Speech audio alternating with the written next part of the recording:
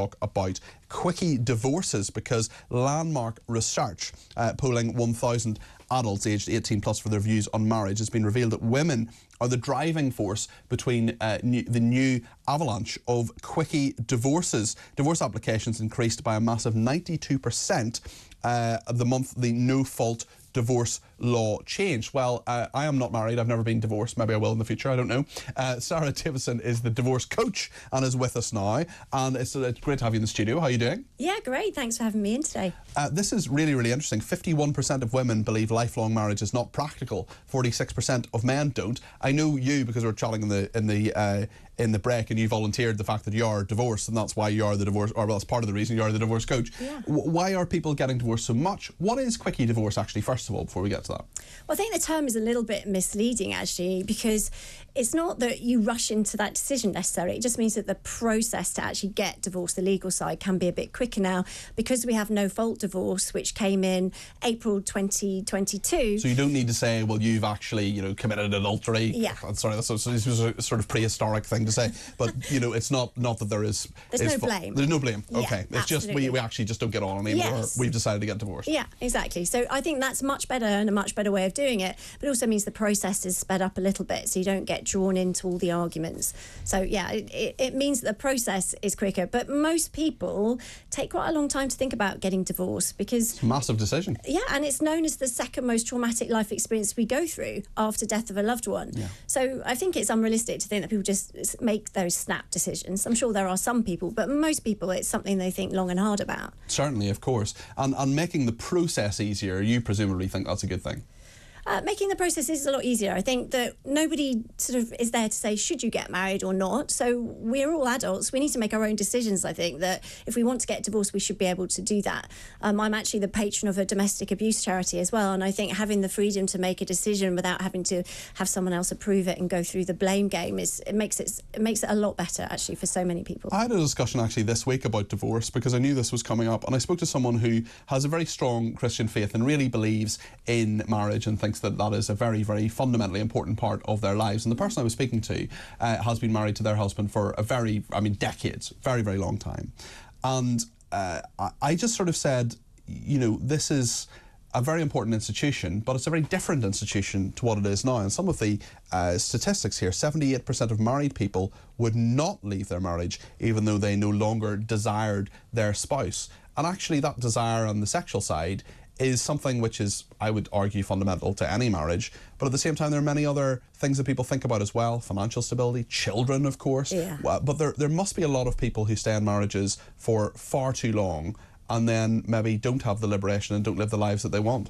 Well, I think that's the thing. I think divorce has lost its stigma a lot now. And in fact, there are a lot of people saying that divorce is chic. Now, I wouldn't go that far, but I do think getting through a divorce and being able to survive and thrive afterwards is quite chic. I think if you can do the work on yourself. But I think you're right. There's a lot of reasons why people stay stuck in relationships that aren't healthy. And it might be religious opinions and views, but also financial reasons mean that you can't separate very easily. Or maybe it's because you think you're doing it for the children. But again, there's another side to that if the kids look at you and they think, gosh, you're staying together and that's what marriage is, that's what love is, when you don't get on or it is unhealthy, again, we've got to look at what that is teaching. Well, there's a lot of psychological evidence to say that children thrive more when parents are happy. And, if you're not happy in your relationship, maybe a split family. I mean, I know loads of single parents who do a really, really good job, but at the same time, I find marriage a real mystery. How you know at the age of sort of 25 or 35 or whatever, well, actually, no matter what happens in the next 50 years,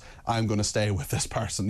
When people stand up there, this is part of the reason I'm not married. I mean, there are many reasons I'm not married, but mainly to do with other people. But I just think I've been to a lot of weddings, and when they stand there and say, for better, for worse, for richer, for poorer. Well, I mean, do you know what it's like if someone loses their job? In sickness and in health, if someone gets a life-limiting condition, if they are in a vegetative state for a long time, do you stay married to that person? I mean, there's so many aspects of this. I just find the whole thing fascinating. Well, I think a lot of people do, which is why the survey shows that only 36% of people believe in marriage lasting a lifetime. And I think lots of things are shifting. 17% say that monogamy is unrealistic and unnatural. What do you think? I think that there are certain people that want that security, and again, it depends on your attachment type. Do you want to be with someone and have that so-called stability? I think it is you can be cynical, but is that cynicism protecting you from getting into relationships, from getting hurt? I also think I see a lot of clients saying, I'm never going to get into a relationship ever again or get married. A lot of that is because they're trying to define their next love story based on the ending of their last love story. Yes, and I have a friend who is in the process of getting divorced at the moment, who is with another partner and has been for a little while, and he is absolutely adamant that he is not going to get married to the new partner, who I actually think they would have a very happy, stable, lovely marriage if they did get married. But that's not my decision, that's his decision. But I know that he has been very, very traumatised, I think. Certainly there's hurt from the way that the previous marriage ended. I do think that the process of divorce is very traumatising. I think for a lot of people it's devastating, and that's why it's important to do the work, because you can get through it. I mean, actually there was a survey by Maguire Family Law, I think it was last year, that showed that 65% of the divorcees that they interviewed said that their life had massively improved in all areas since their breakup. But sometimes coming out of something can be liberating, so it's not all doom and gloom. There is a positive that you can turn it around. Obviously doing the work is important, but I do think that if you hold on to the past, that can really impact the quality of your life moving forward. So it's time to think, right, I'm not going to judge the future by what's happened to me before. Is this broken down anyway in terms of heterosexual marriages versus gay marriages or same-sex marriages? It's the same, and this is the thing. Everything we go through, it's the emotional roller coaster, and the practical challenges are the same no matter what your age, what your preference. It's all the same.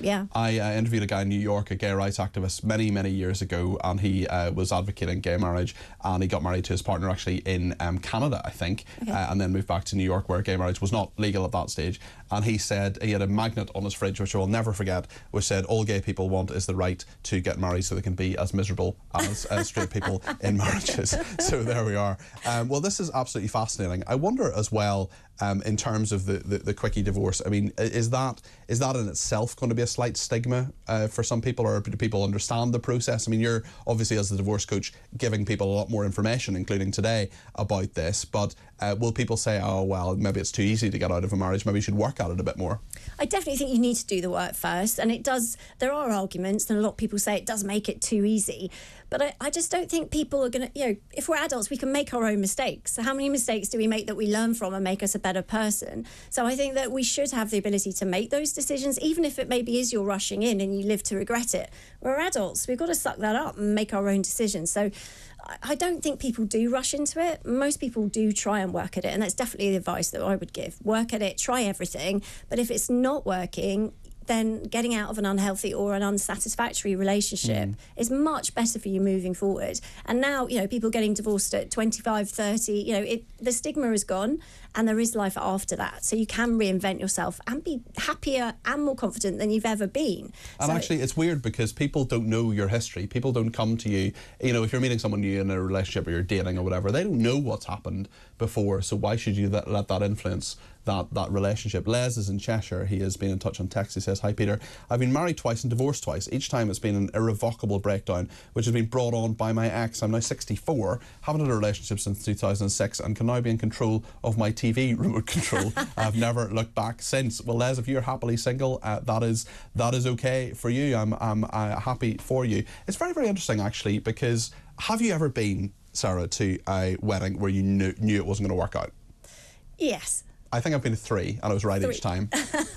Yeah, and it's interesting, isn't it? Because you fall in love and you can't be told in that moment. Yes. And it's often, it's a very brave person who goes up to someone before a wedding or after an engagement and says, are you sure? Yeah. Is this the right thing to do? Yeah. I mean, people said that to me, to be honest, before I got married. And do you wish you'd listened to them?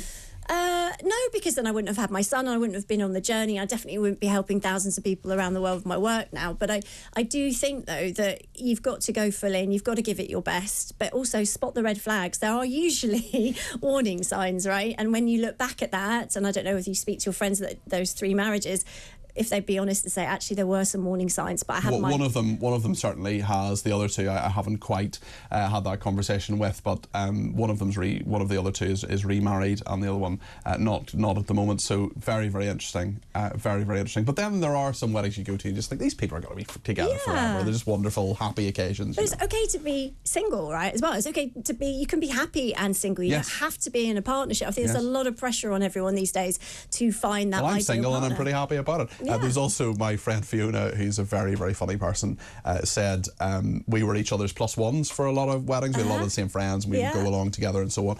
And we're around the time that you often go to weddings, 27, 28. We just went to loads of them. It was really expensive. Went to loads of them, and then it stopped for a while. And then it started up again. And I said to Fiona, who's very funny, she's a producer at a different broadcasting organisation, and I said, Fiona, it's weird, we were going to all these weddings, now we stopped for a while, now we're going to these weddings again. And her eyes narrowed slightly and she just went, yes, there's a lot of post-30 compromises going on. I do think that especially women get to that clock ticking age where it's like, I need to marry the next person. And again, that's not always the right decision. It's not always going to be the right relationship for you. And there's other options now. We don't have to get married. You know, that people are taking less risks, I think, these days. What about civil partnerships? Is that a thing that lots of people do, or not really? I mean, is that something that I mean, I think if you aren't religious, if you don't believe in sort of marriage itself, which to me is a religious concept, maybe you should just be in civil partnerships. Maybe that's an unpopular view. Yeah, I think a lot of people think that's a great view, and other people want the whole big day. But I think having that big day takes the focus away from the commitment and the actual lifelong commitment you are potentially making to someone there. But again, if you do go all in, then hopefully you're stacking the odds that you're both going to commit and work to it, so it's got more chance of working. I mean, it's interesting, but I'm all for doing what you feel is right. If you don't want to, don't feel pressured by everybody else. And if you've been in a tough relationship and you've come out heartbroken, I know so many people that contact me every day are dealing with heartbreak. You know, it's okay to go through that heartbreak. You have to heal. But taking your power back and shifting that to say, you know what, I'm not going to accept that unacceptable behaviour anymore. I'm going to put new boundaries in place. That is incredibly empowering and actually leads you on to feeling happier and more confident and more resilient for whatever else life has to throw at you. So there are a lot of positives to redesigning your life after a breakup. It can be a really positive thing for sure. Sarah, thank you very, very much indeed for coming in. Dan and Ken says, I got no free time since my divorce many moons ago. Ready for a new relationship, but I'm probably too busy texting Talk TV. Well, look up from your phone, Dan. It's always good to hear from you, Dan, but if you look up from your phone, you might look around and see, who knows, a new partner somewhere along the lines.